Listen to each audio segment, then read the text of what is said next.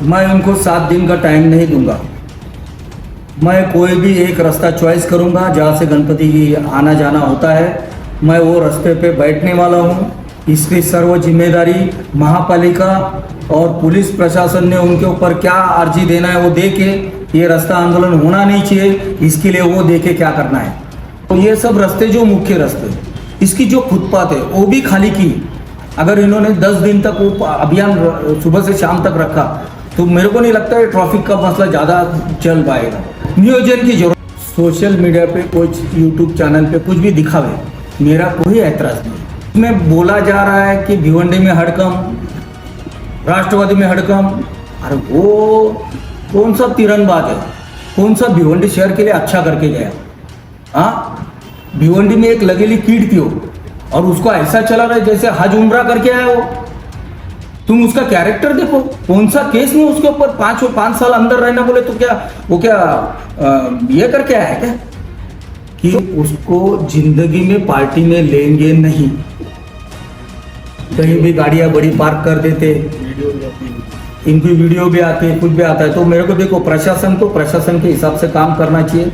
त्यौहार आ रहा है, ईद ए मिलादुन की वो जुलूस जाने वाला है। हर समाज यहाँ भिवंडी में, भारतवर्ष में जितनी समाज है उतने रहते हैं।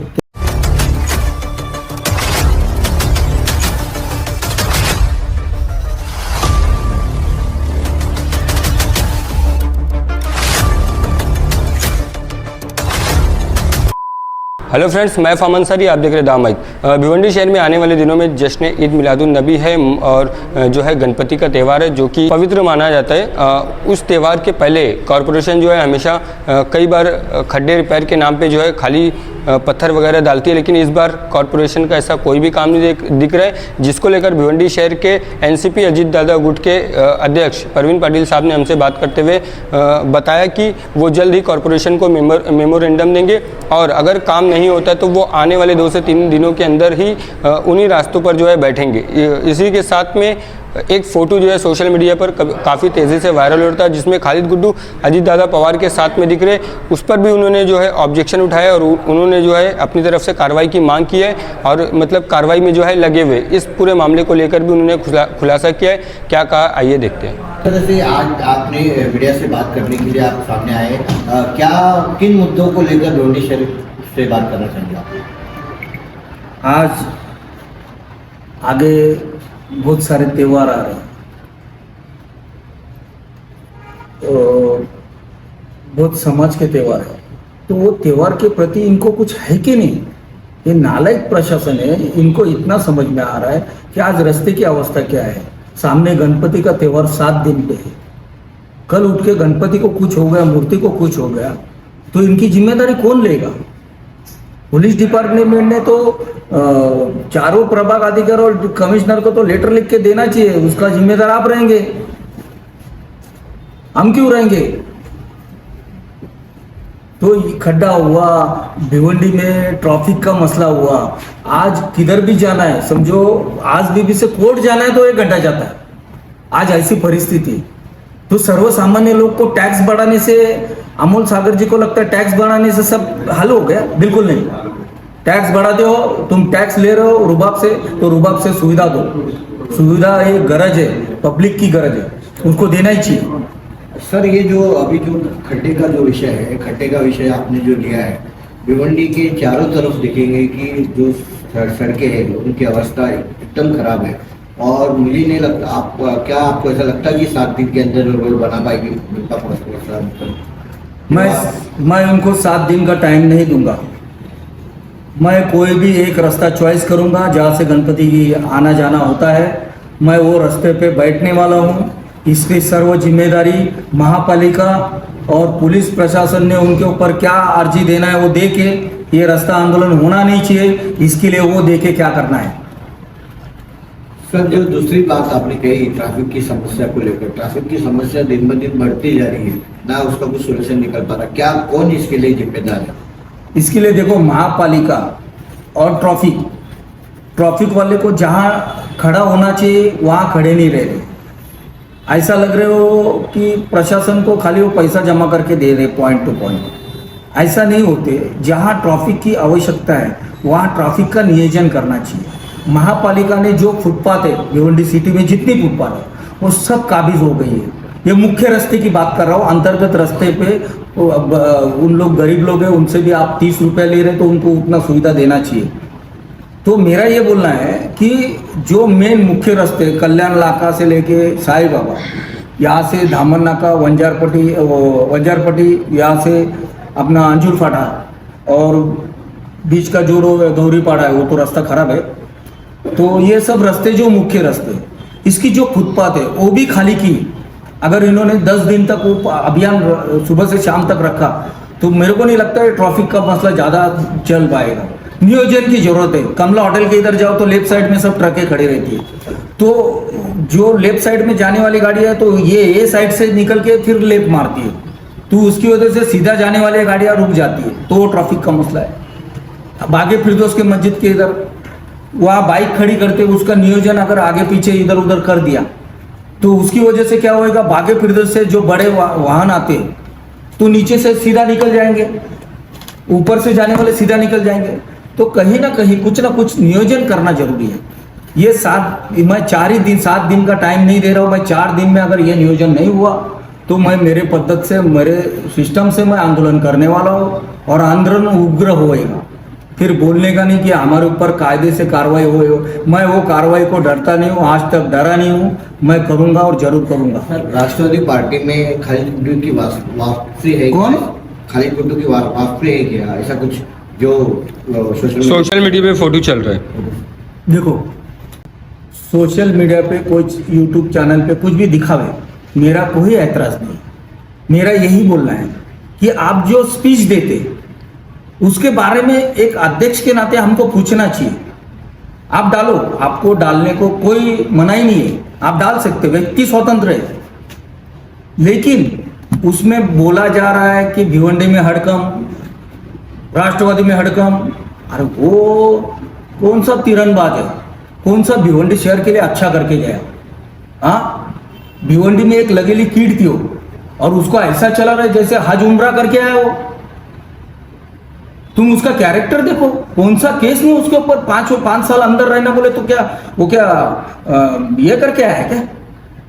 तो किसको कैसा एक्सपोज करना चाहिए वो तो ध्यान में होना चाहिए।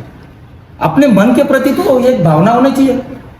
आज मेरे को लगता है कुछ लोगों के ऊपर भी उंगली उठ रही है कि ये छाप कैसे रहे इसको, ये कौन सा अच्छा आदमी है, कौन सा उसके वार्ड में उसने काम किया है, उसने ब्लैकमेलिंग, रेपिस्ट, क्या उसको जान दो। उसको 4 कुर्ता है, उसमें वो एक कुर्ता है 2014 का है, काला पीला नीला हरा, यही तो कुर्ता है उसकी 4। वो 2014 की फोटो डाल के अपनी दुकान चला रहा है। आजकल उसको कोई सेक नहीं रहा है। मैंने उसके खिलाफ कार्रवाई करने का एक्शन ले लिया है।